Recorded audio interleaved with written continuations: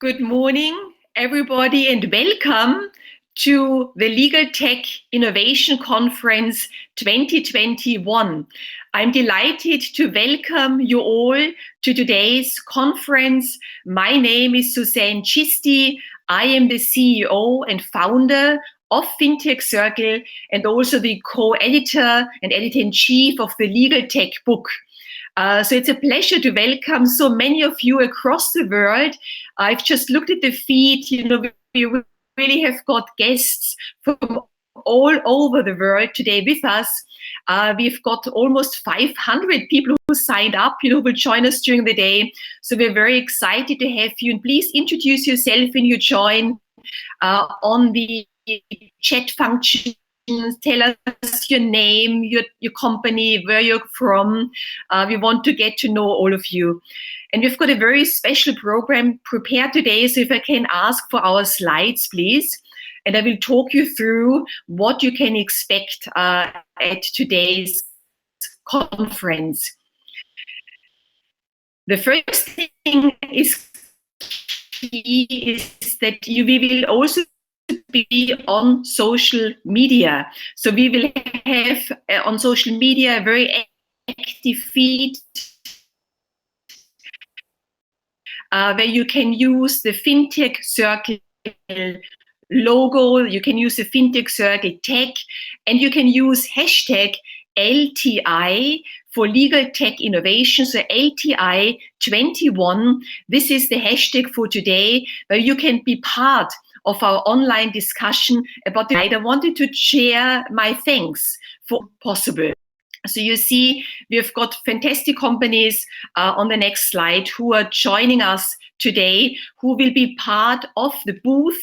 So you can see them on the booth itself. And I want to highlight Karanovic and Partners as our sponsors. Thank you so much for being with us today. Simira, a great legal tech startup.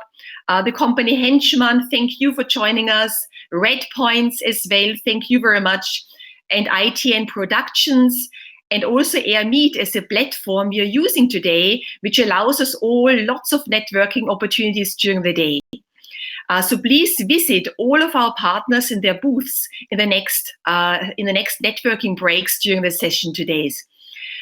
I mentioned today the LEGALTECH book. This was the inspiration behind this conference, because as you know, Fintech Circle, we wrote 6 books so far on fintech topics. And our 6th book is the LEGALTECH book, where we really deep dived in legal technologies and how legal tech improves the life of financial services institutions, how lawyers play a leading role in innovation going forward, and what the latest legal tech innovations are all about.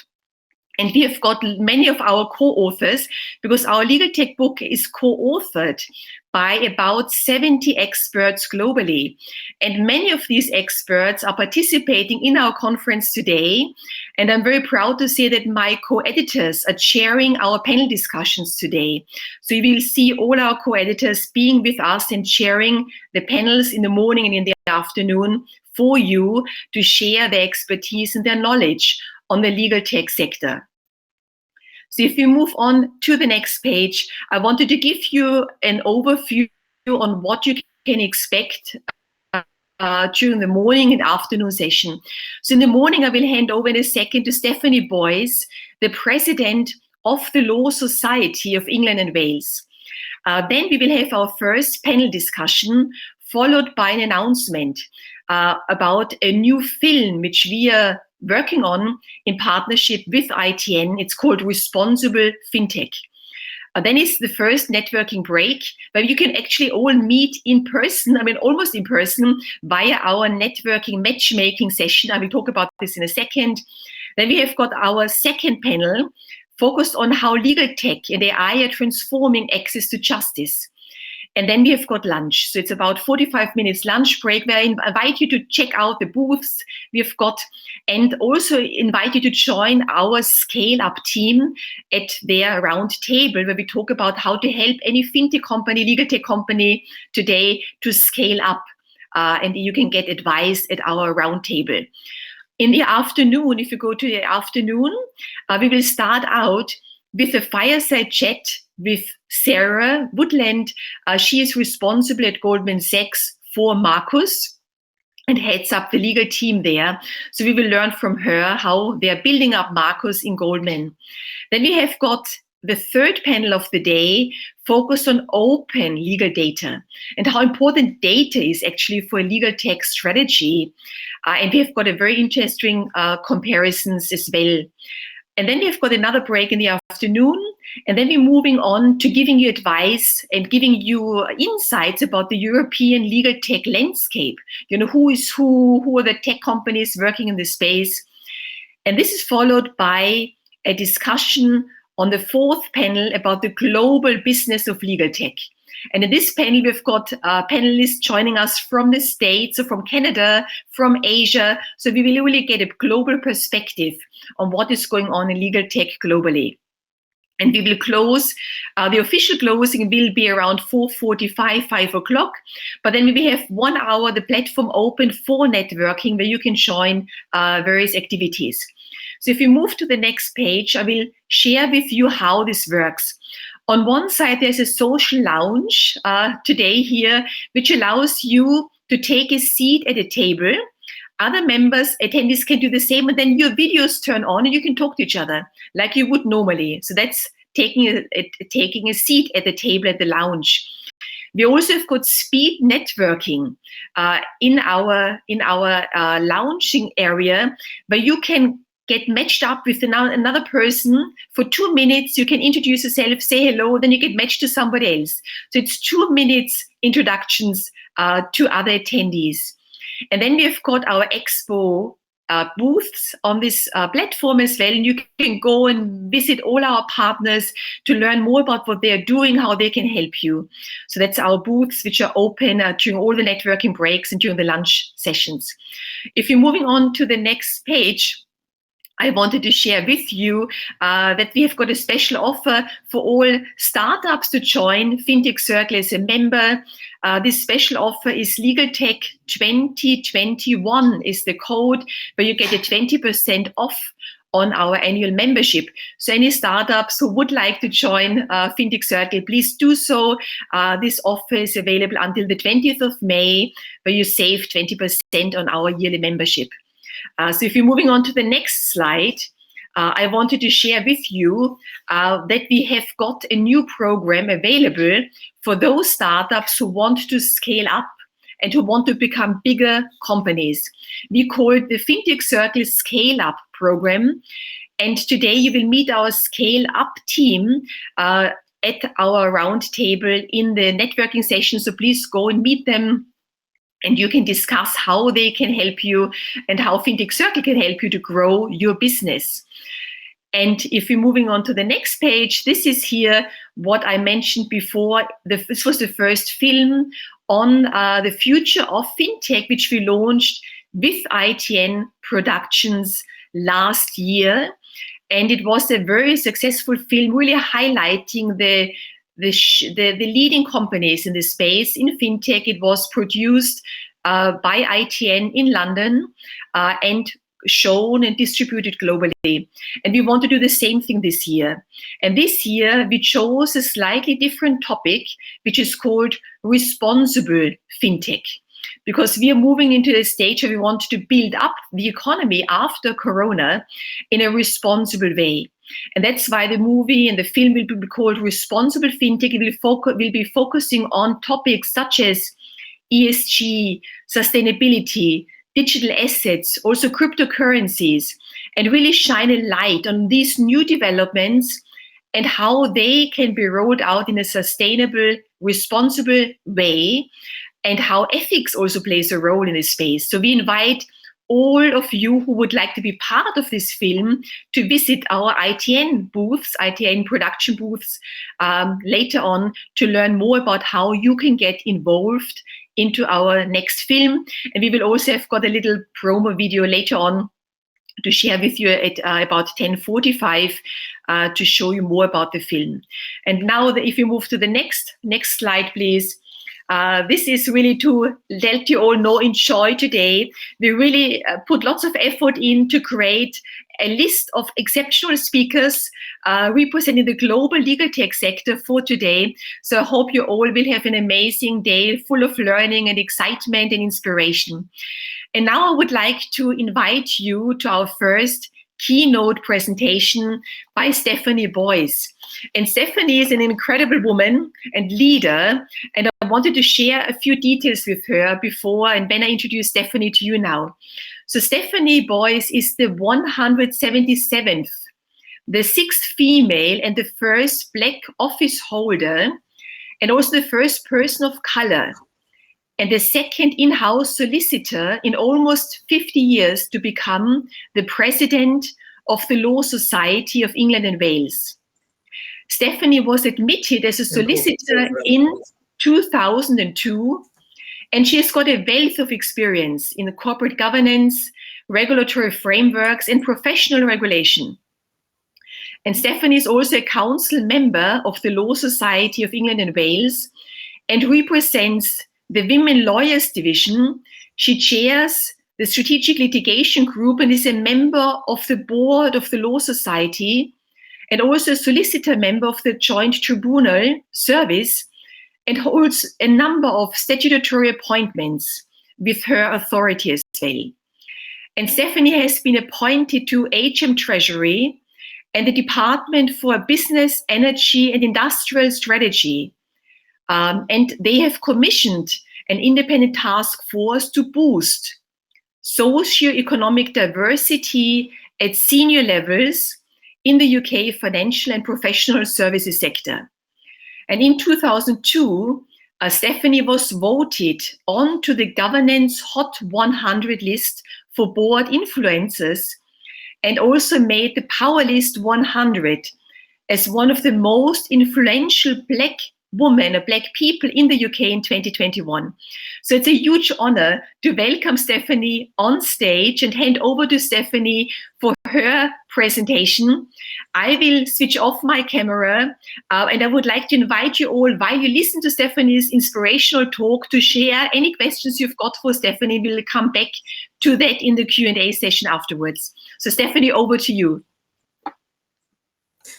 Thank you very much, Susanne, for that introduction. And thank you for inviting me here today and for allowing me to speak on a subject of great importance and relevance, both to the work of the Law Society and the whole legal ecosystem of England and Wales.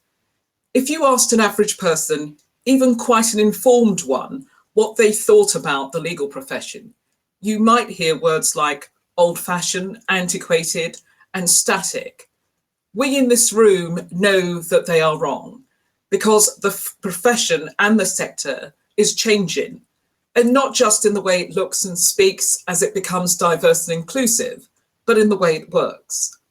The future of the sector is irrevocably intertwined with legal technology.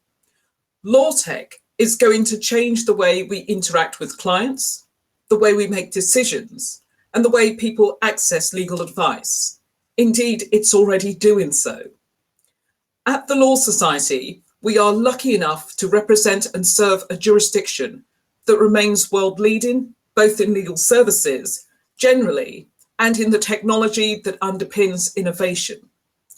This is something we have continually told government, regulators, and anyone who would listen, that with the right support, encouragement, and regulatory environment, we have the chance to cement our position as a world leader in law tech.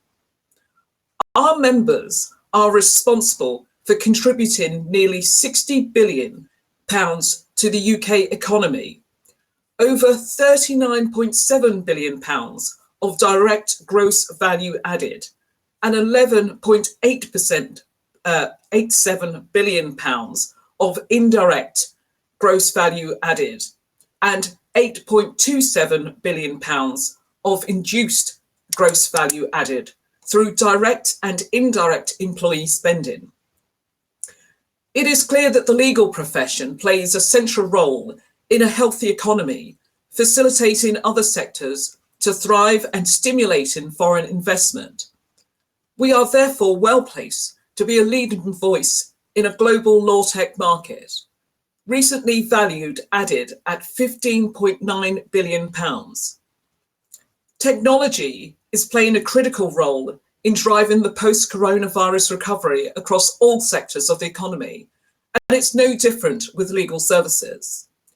The more lawyers become familiar with emerging technologies like distributed ledgers, smart legal contracts, and crypto assets, the more adoption rates will rise in the legal services profession and society.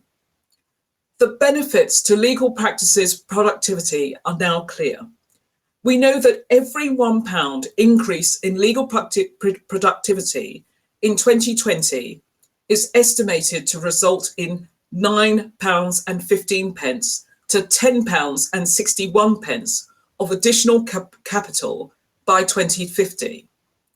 And as Master of the Rolls, Sir Geoffrey Voss said, for the legal profession to unlock the benefits of innovation and emerging technologies, they must become familiar conceptually and functionally with those technologies. And this is where the Law Society can best be of assistance as a thought leader, a provider of practical guidance, and as a conduit between innovators and the business that could benefit from the advances of law tech. This is alongside our constant role of representing the profession's needs to government. There are 5 key planks of our law tech work.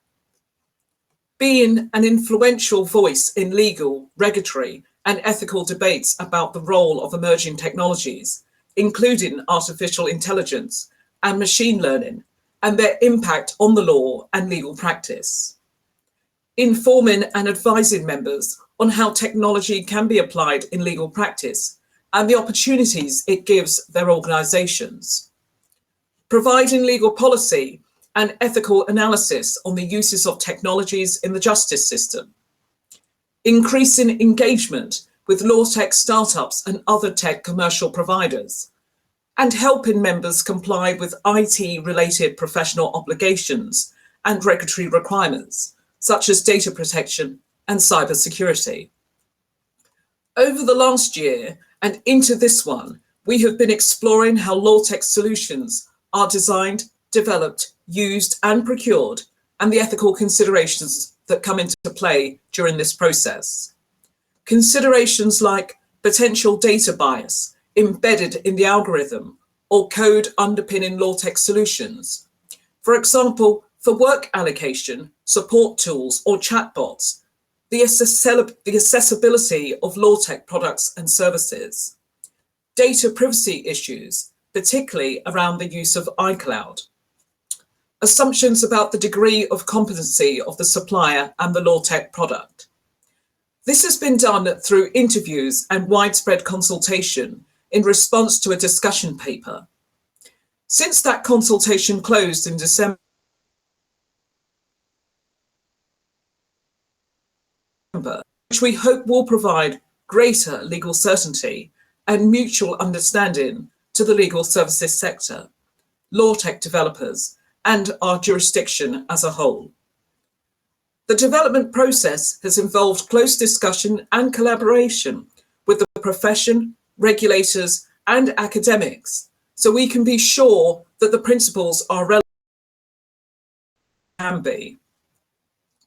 I am happy to announce that we are looking to launch them at the end of this month, so watch this space. To build on the work we've already undertaken on the legal implications and opportunities of distributed ledger technologies, we consulted widely in responding to the Law Commission's recent scoping on smart contracts.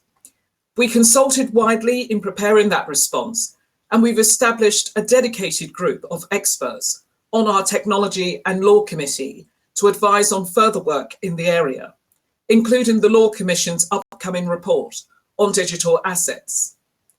In the autumn of 2020, we produced a report alongside Tech London Advocates, Blockchain Legal and Regulatory Group, setting out the key issues for legal practitioners to be aware of when advising on distributed ledgers technology.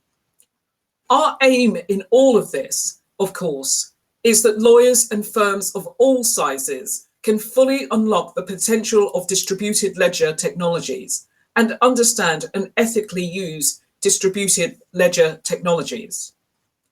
Our research and that of others has found that legal services are becoming increasingly multidisciplinary.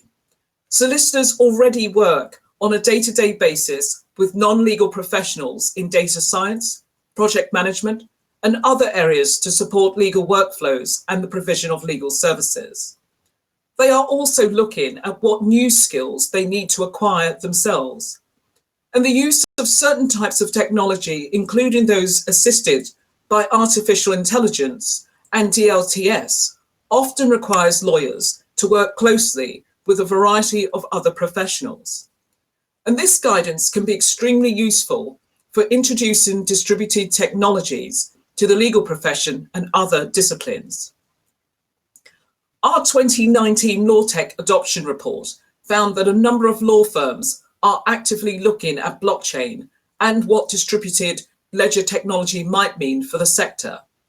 But most had not gone as far as commercializing it or using it in client work. This is just one example of the guidance and insight we have produced. Other pieces cover AL, algorithms in criminal justice, and comparative analysis of legal technology in the UK and other jurisdictions. So whilst the coronavirus recovery is likely to encourage the legal services sector to look at emerging technologies in a new light, it is guidance like this that provides clarity for the different types of professionals developing, procuring, or using distributed technology, and as a result, unlock collaboration and increase productivity. Of course, those guidance pieces are aimed at interested and expert parties. We are also keen to demystify LawTech and provide our members with advice and materials to make informed choices about the merits of technology in their practice or firm. This is particularly aimed at smaller firms and sole practitioners who lack the resources of larger legal businesses when considering adopting new technology, but who may wish to align technology with their business strategy. Our practical guide to considering LawTech for firms walks readers through the potential benefits of LawTech solutions, including increased efficiency, productivity, and growth, reduced cost, and better outcomes for clients. It lets them know that LawTech will augment, not replace the work of lawyers, and is currently focused on delivering efficiencies. And it gives them a rundown of the types of LawTech products currently available, including common platforms, document reviews, and machine learning tools. Through this, we hope to ensure the benefits of innovation are open to all in the profession, leading to a more focused, efficient legal sector delivering the best outcome for clients. And this is just 3 strands of our LawTech work, but I think they exhibit our aims well: to be a thought leader, fronting ethics as well as efficacy, to provide expert guidance and insight, and to improve LawTech adoption by providing entry-level tools and information. We want to make sure the many benefits of LawTech are felt by all in the sector who want to access them, and by extension, all the clients they serve. If LawTech is to be the transformative shift we know it can be, that is absolutely vital. Thank you very much. Thank you very much, Stephanie, for your excellent keynote presentation. We just saw there were applauding, clapping hands moving up the screen, so that's our audience can do that, and thank you. So these are the appreciation the audience shows for your amazing opening remarks.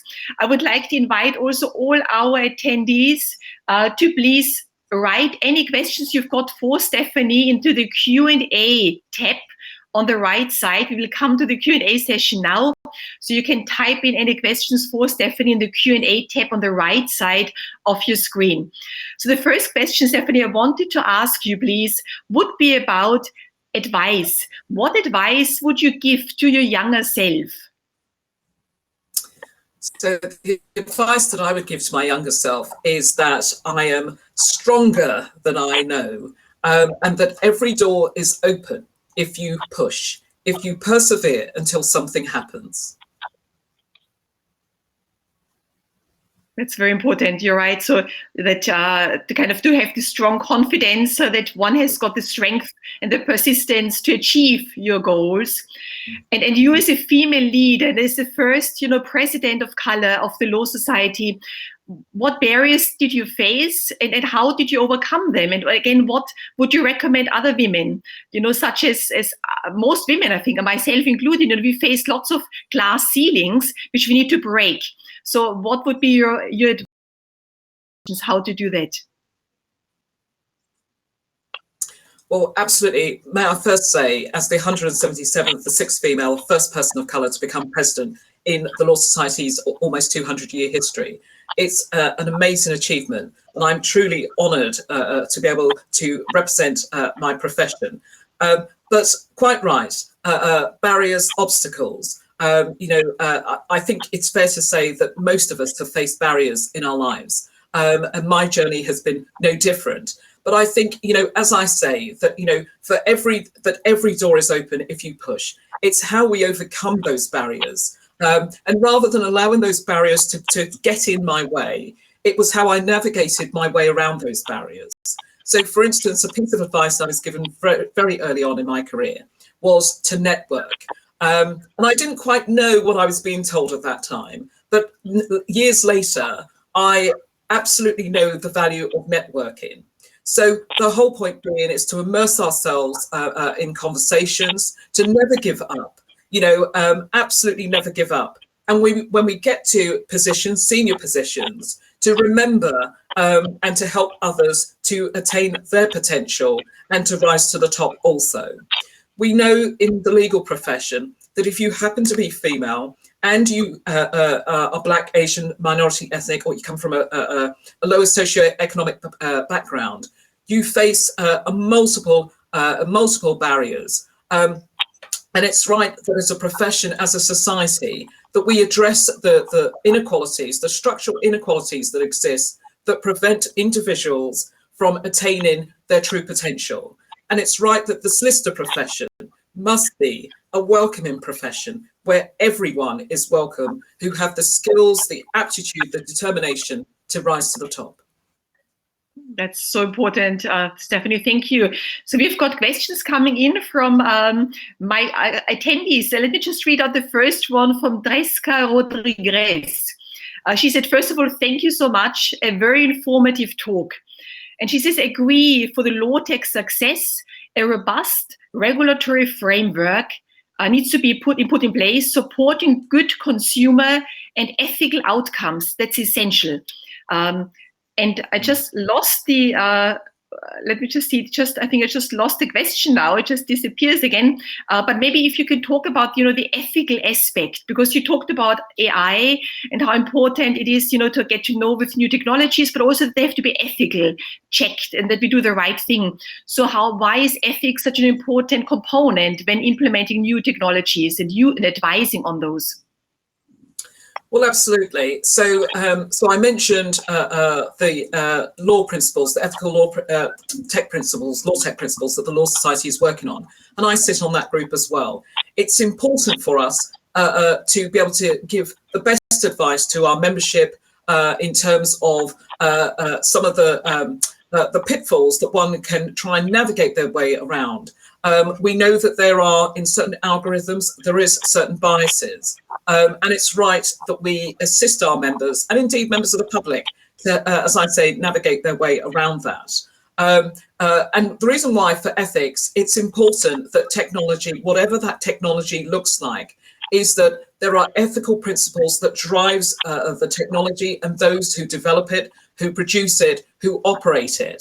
And it's right that we have a framework of ethics and principles that guides the use of new technology, because we can see that technology is really good, but there are also, if technology is misused, we can also see the harmful effects of technology, and it's right that we set out a clear framework that we can all agree upon.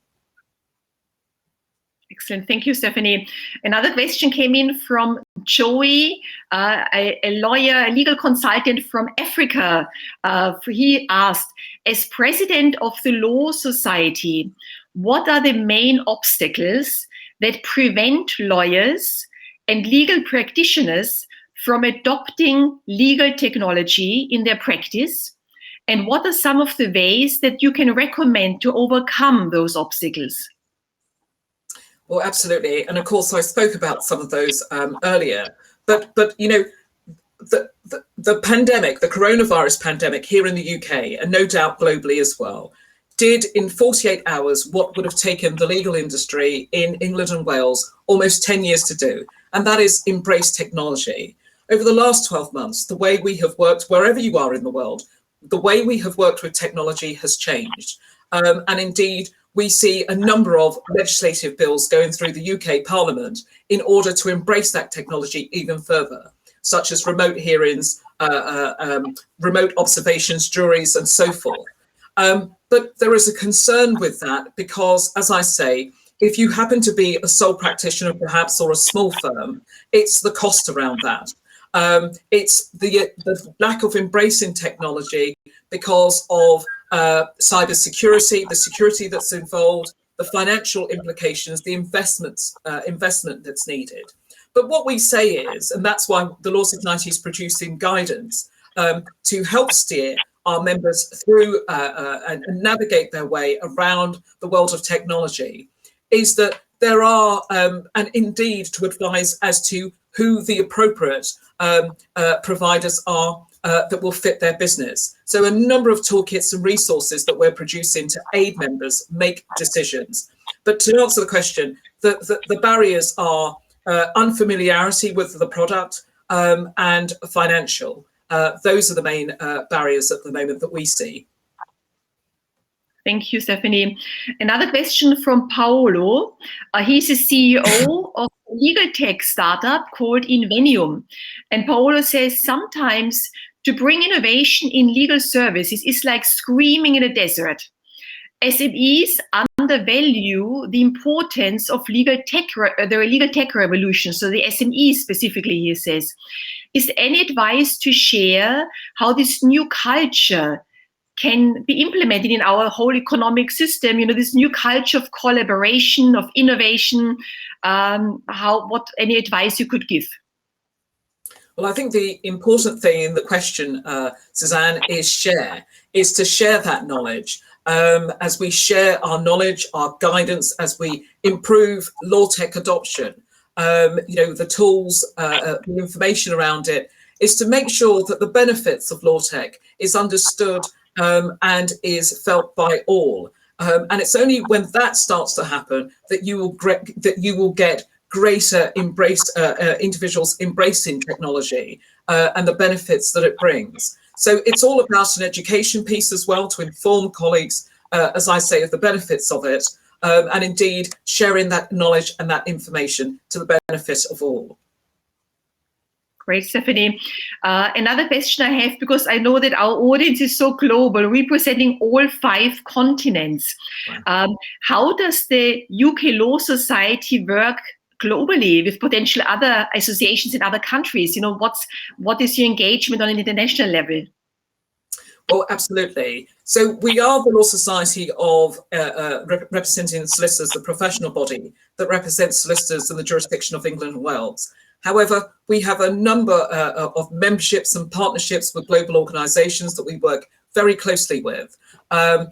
We have, in collaboration with a number of bars and local law societies around the globe, we jointly have English Law Days events, speaking engagements, a myriad of opportunities that presents. We're doing work in various jurisdictions and various continents. But if there's something that perhaps you think we should be doing that we're not doing, or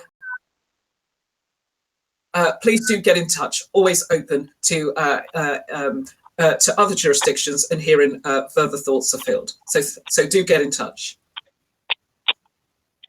Excellent. So that's very important advice. Any international law societies who want to work with Stephanie, please get in touch. We've got another question here from Dr. Kingsley Udoffe, who is a lecturer in law. And he asks, thank you, first of all, thank you, Stephanie. Please, how can the Law Society contribute to building future generations of lawyers? Well, firstly, thank you very much, Dr. Kingsley, and I think you connected with me in the last couple of days on LinkedIn. So thank you for connecting. How the Law Society is working to build and connect with future generations of lawyers. We run a number of schemes. Our Diversity Access Scheme, which is 10 fully funded places from individuals who want to pursue a career in law, who perhaps through their low socioeconomic position cannot do so. And that is, we pay for to fund the legal practice course, which will become the solicitor's qualifying exam.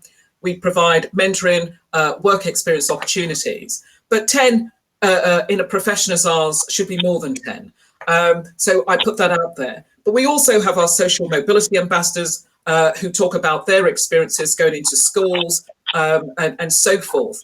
And we have a number of initiatives in partnership with other organisations who teach about public legal education, which is another way of informing colleagues, members, young citizens about a career in law. And it's about demystifying as well. What is the legal profession in this country is seen very much as an elitist profession, is a profession perhaps that is not for me, but it's demystifying those myths and thoughts around that this is a welcoming profession. It's a profession that values the contribution of everyone, regardless, as I say, of your background or any other characteristic. So we're working very hard, and indeed, my election as president is a demonstrable example of the growing social opportunity in this profession. But clearly there is more that needs to be done, and quite open to having a further discussion with you, Dr. Kingsley, as to what more perhaps you think that we can do. That's fantastic. Thank you, Stephanie. Another question we had was, if for students who study law, should they study law tech as well? And is this already available? I think there is a couple of universities. Manchester might be one of them. Manchester University might be one of them. The legal landscape, legal services is evolving. And I also have heard that some companies actually are recruiting, to their firms, not from the traditional base, i.e. having undertaken the LPC or the legal practice course or done a law degree. They are recruiting new tech innovators and so forth, because they see the value perhaps and the future as to where legal services is going. So I think what you have to be is you have to be open, depending on where you want to practice, because it's not going to be for everyone, this particular area. But there certainly is value in being open and receptive to the emerging legal technology. And as I say, if you think about the way that we are, that we have embraced technology over the last 12 months. And in fact, if I think about it, I can do everything from the comfort of my chair, from answering my front door to turning up my heat. I haven't indulged myself in a smart fridge or cooker yet, but watch this space. Exactly. I think fantastic. I think you're much more advanced than I am, Stephanie, already. I still can't turn on my heat yet I have to, but I think that's fantastic. That's excellent. We've got a couple more questions coming in for you. The first one is, should lawyers need to learn to code? From Shreya Vajpayee. She wanted to understand, is it an advantage for lawyers if they can code? If they can, sorry, I didn't catch that. If they can code, if they can actually code and write, computer languages. Oh, code, sorry, yes. I think that goes back to the answer that I gave for the previous question, is that, it depends where you want to, what you want to do once you qualify, what area you want to practice in. So there are some firms that are asking, some organizations that are asking, for a willingness to embrace technology. I think to a certain extent, we all have to embrace technology. It's just the way we're going. If you buy a TV these days, it's invariable that you're going to buy a smart TV. just because of the way things are going. But it depends where you're going to practice and what sector you will choose to qualify into. So it's important you do your research and understand what is going to be required of you, because it might be that actually it is a benefit for you to learn how to code. And of course, some schools, lots of schools are teaching that now. So obviously, it might be that you may not want to go into law, but it has other benefits in other professions, other industries. Fantastic, Stephanie. And I know we're getting more questions coming in. We won't be able to answer them all now, but I would love to, first of all, thank you so much, Stephanie, for your excellent presentation, for your very honest answers, and for your advice you gave to all of us during this Q&A session. Any of our attendees who have not managed to answer, ask Stephanie, please. I'm sure you can reach out to Stephanie on LinkedIn to get more advice and speak to Stephanie as well. But I would like to thank you so much, Stephanie, for being our opening keynote today. And what I would love to do now is I will close this session now and invite our audience to join our first panel discussion. And we will, in those panel discussions, we will answer one question which came in about what is legal tech? You know, what does legal tech actually mean in detail? That's what these next panels will be all about, to share with you what legal technology means in detail and to give you practical examples about those.